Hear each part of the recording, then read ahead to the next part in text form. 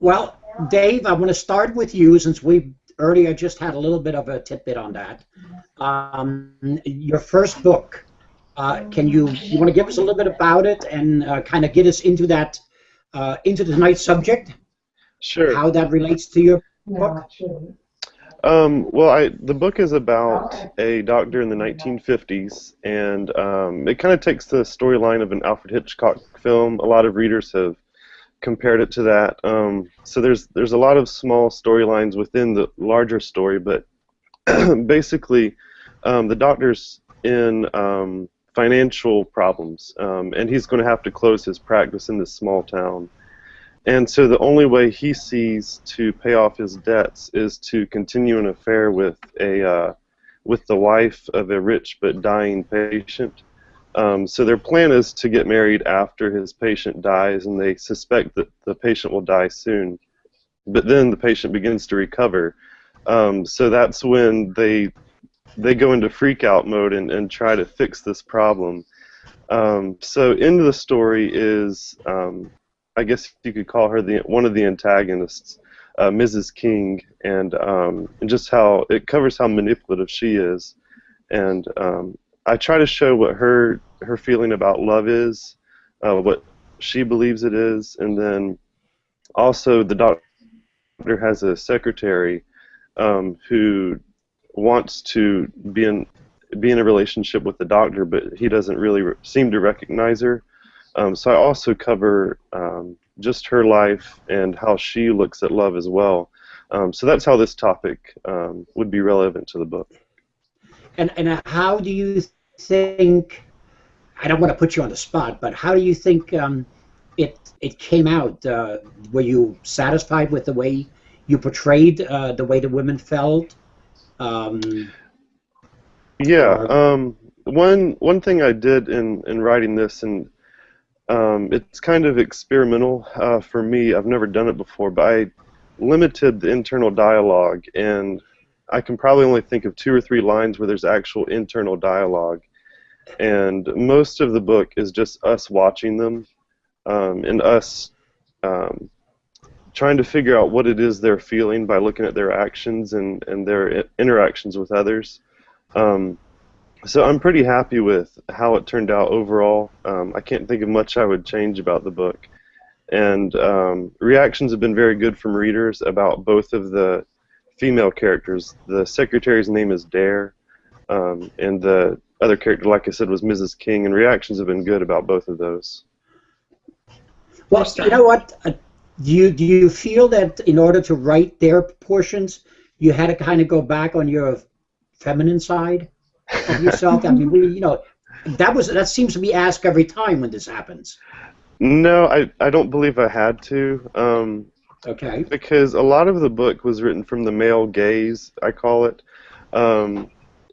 It's a neutral voice, but I write a lot of it following Douglas Howard, the doctor. So even in the narration, I try to show in the town what a male would see. So I didn't really have to go too much into the feminine side, as you said, but there are a couple scenes where it's just Dare in her house alone and feeling very lonely. Okay. And I didn't really have to go to a feminine side, so to speak, but I just had to really think about what true emotions a person, an individual, would feel if they're being ignored by someone they really cared about. Okay. I think that's actually a really valid point. And Samantha, I hate to put you on the back burner. I'm just going to ask one more question, then we'll come to you. I promise. That's fine.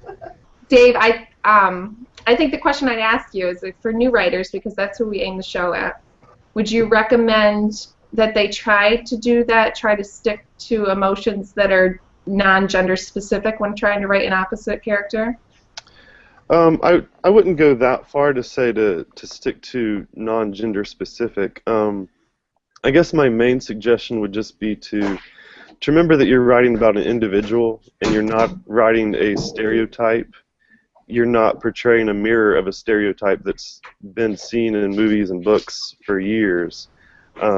You really need to think about this person as an individual, and maybe to even help themselves, they can think about somebody they know who they could imagine in this position in the book. I used somebody to model Mrs. King after, and I haven't told the person. But surprise, surprise. I tried to picture what that person would do, and that really helped a whole lot. Just having a model there, and I didn't really have to come up with everything 100% on my own. So that really helped out too. But I think there's a lot more overlap in the emotions than more people would admit to. So I'll throw it back to Dave first, but Dave, with Dare, she had some things going on in the background. I don't want to give too much away, but she had some, serious issues going on in the background. Do you think that it made it easier for you to write her character because she had these traumatic things that would affect everyone, kind of, anyone of any sex the same way, sort of? Are you talking about her family life, all that? Right. Yeah. Her background coming into that. I don't know. It's odd because I don't come from a family like she did, and it was a completely new experience even for me, just exploring what that would feel like. And again, it just came back to picturing somebody I knew in that situation.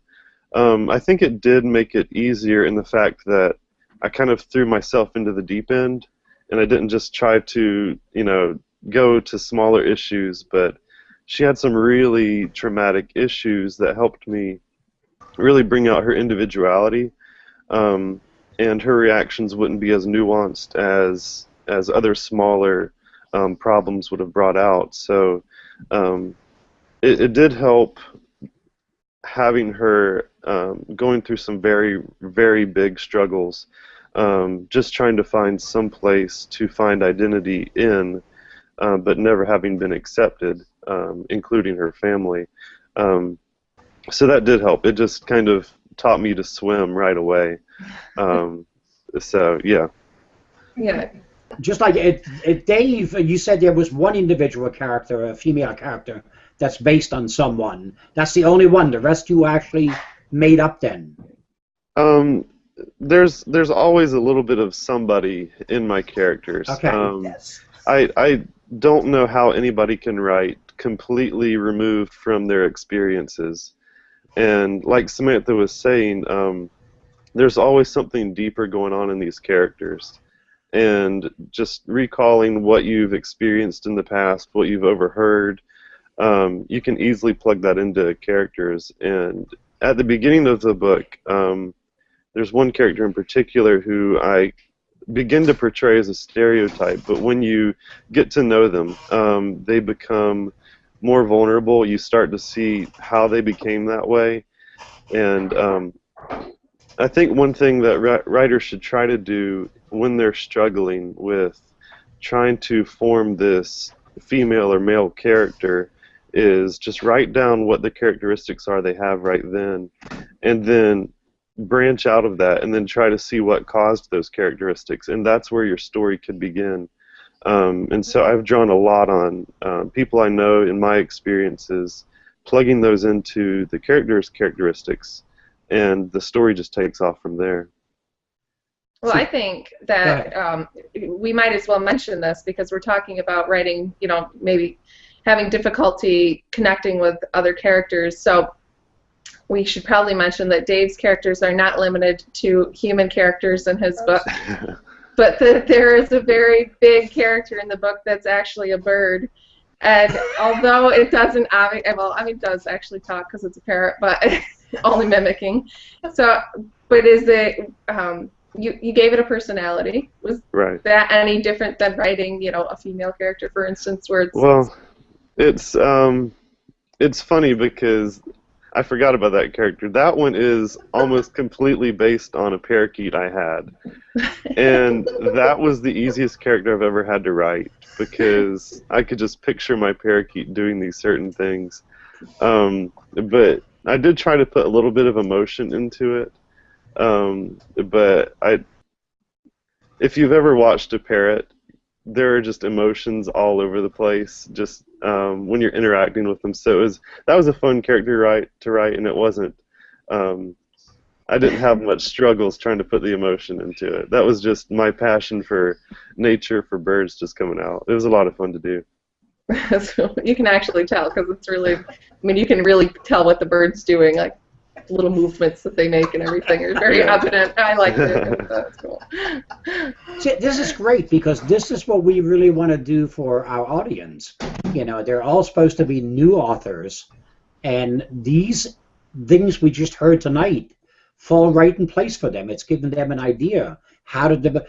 I think we've asked that question before. How do you develop a character? And I think it's the first time it's been answered honestly. You know, how you can develop a character. So you know, they're not all just, you know, something in your imagination. Right. Well, it goes back to the saying that I'm sure every writer has heard: you need to write what you know. And early on, I kept thinking, I really don't know much. I'm not an expert on any one thing. But you just have to sit down and be honest with yourself about what your passions are. And it just falls in place from there. Great. You do. Did you, Dave, with your book?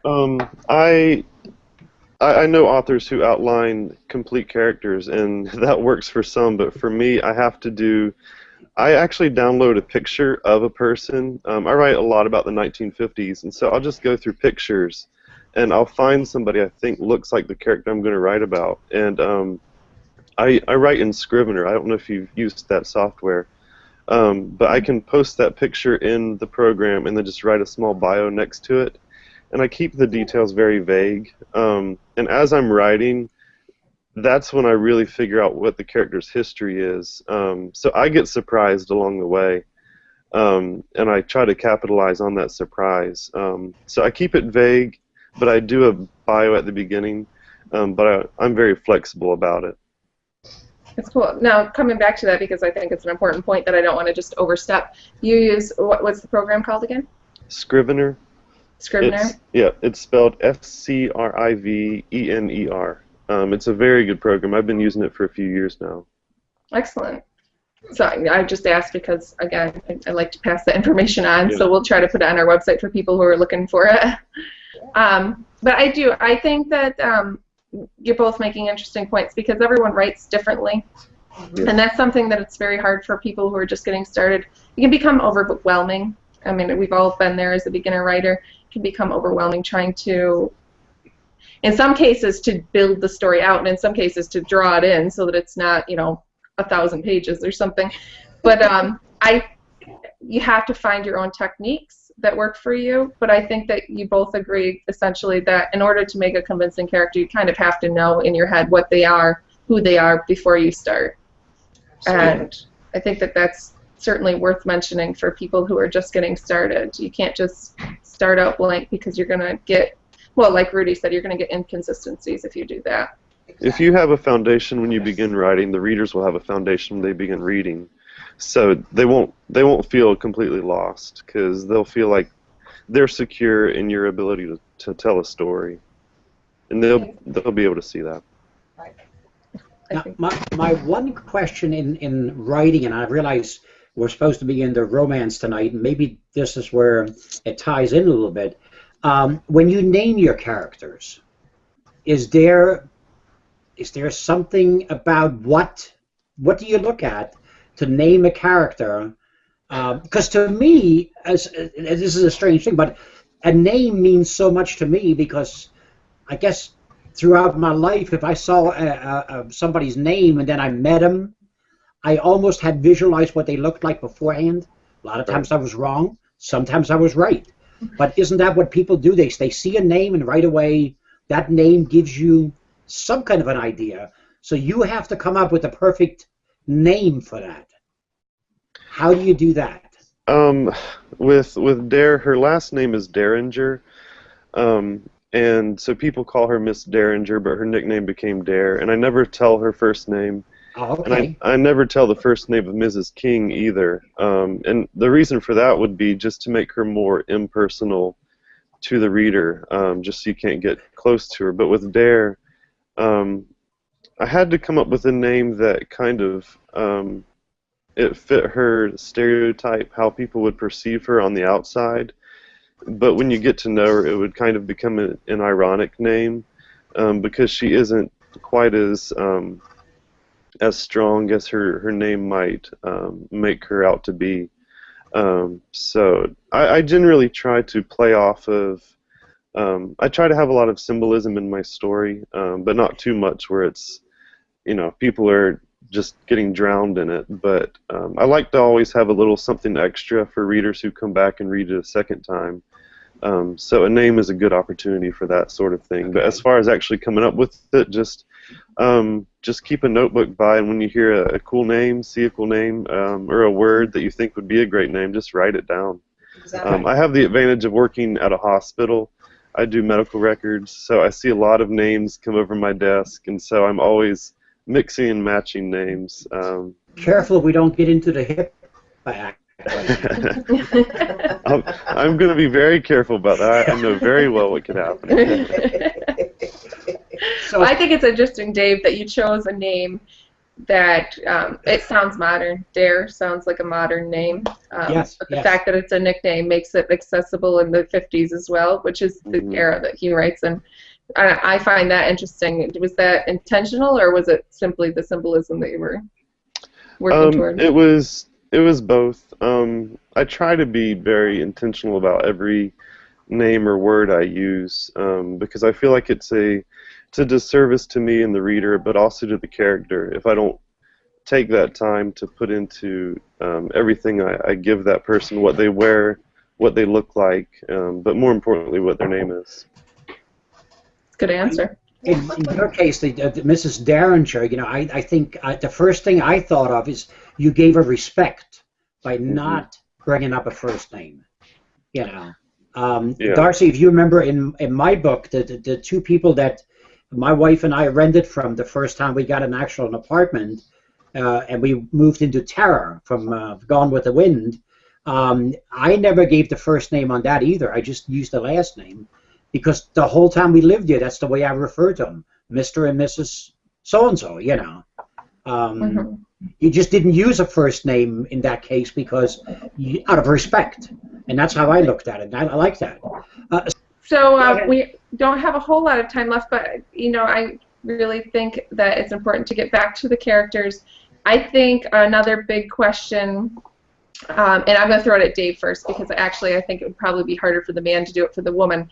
How do you describe what they wear? Oh, that's easy for a man. With words. Come on, Dave. Show him. I only describe what I have to describe. And part of my research process, honestly, because I write in the 50s, is I just go on Etsy. I don't know if you've ever been there, Etsy.com. Yes. And I can just look up vintage clothing and find things there. But again, because I was writing some of the chapters from the male's perspective, I didn't really have to do a whole lot of that, but I just kept it to what I had to describe for both male and female. So that wasn't really a difficulty for me. Okay. Well, if you ever need anything, I can send you my photo album. That's all from the 50s and 60s. You don't have when to you were look wearing anymore. little dresses? Did I wear little dresses? Yes. Well, I'm not going to go there right now. Are you wearing Only on one right occasion. now? Yeah. Oh, you don't even know That's what a I'm topic wearing for right another now. show. I just quickly threw a T-shirt on, so I had something on. Thank goodness we're only head up, right? Yeah, right, exactly. One thing you can do is, or I did it in my book, is when I had a certain emotion in the narrative, I would sometimes highlight somebody who is standing nearby and talk about what color of clothes they were wearing. So I would try to enhance the emotion that I had in that certain chapter by describing perhaps they were wearing drab clothes, or in a later one they're wearing lighter clothes. So that can help too, and they even do that in movies, just to try to set the emotions. So writers can do that as well. But there's a reason that you're doing it then. I mean, you're not doing it for the word count. You're doing it to add something to the essential story, basically. Right, and there are a lot of reasons where you can do that. Yeah. I think I think it should be mentioned that Dave's book, for those who haven't read it, my first opinion of it, and I apologize if this insults you at all, or I don't know how you'll feel about it, but I kept tying it back to the movie American Beauty. Did you watch that? I haven't seen that. Oh, really? Okay. Well, you should watch it because it reminds me very much the mood of it, the symbolism. That you really get really deep into symbolism, where other authors might shy away from that, either because they just don't see it that way, or because they don't feel comfortable doing it. But I think that was a very big strength for you, and those little details that you keep talking about, I'm not sure that other authors would find those, I don't know how to say that, would be able to pinpoint those details like you do. So I think that I should, just mention that those things make your book a standout because you took the time to point those things out. Thank you. It was a lot of fun to write, and I'm the type of person who likes to read a book over and over, and I hope that book can be one that people read, and the second time, third time, they see something different. Yeah, and that's exactly it. You would love American Beauty. You should really watch that. I will watch it. I kept thinking of that the whole time I was reading the book. It's very much like that. The first time that I watched it, I missed it completely. I didn't understand it. Somebody's like, you got to watch it again. So I watched it again. The second time I picked up on a few more things, and then each time you watch it, it's sort of like that. It's very layered. Dave, I'd like to clarify. You said inner dialogue. I mean, because you have a fair amount of dialogue in the book.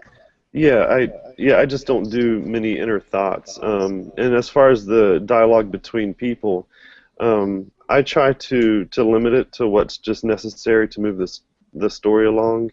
But in the chunks of dialogue, I do try to keep it realistic, where they're not on a linear conversation. They will sometimes hit a rabbit trail or two, but some authors like to start at the point where the characters are deciding where to eat for the night, but I just jump right to where they're asking the waiter what the special is. So I try to limit it, but in that I do try to have long passages of dialogue, but keep it very relevant to what's going on, or somehow show an emotion, even though it doesn't at first look like it's moving the story along, but somehow it is helping the characters. Did you shy away from females talking at all, or? No. That was actually some of the more fun dialogue to write, just because you've got Dare and Mrs. King. Nope. Did we lose him? Yep. Okay, all right, that's okay. Katie, we'll throw it back over to you. I thought for sure I had lost all of you before.